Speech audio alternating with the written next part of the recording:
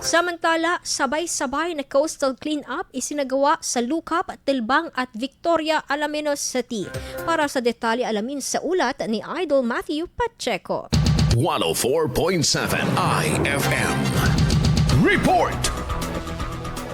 Isinagawa ang simultaneous coastal cleanup sa mga baybayin ng barangay Lucap, Tilbang at Victoria sa lungsod ng Alaminos sa pangunguna ng City Youth Sports and Development Office katuwang ng City Environment Natural Resources Office noong araw ng Lunes, 24 ng Nobyembre. Nagsimula ang aktibidad sa isang maikling programa na may temang Clean Coast, Clean Future, Youth in Action for Greener Ocean. Lumahok dito ang maraming kabataan mula sa YESO ng iba't ibang high school sa lungsod kasama mga miyembro ng kanilang SK Councils.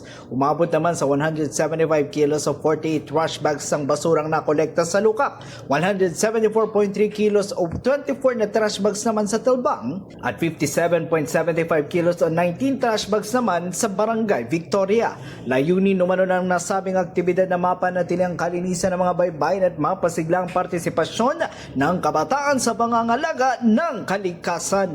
Kasama mong larito sa IFM Dagupan. Ako si Idol Matthew Pacheco. Tatak IFM! IFM News! IFM News! IFM News!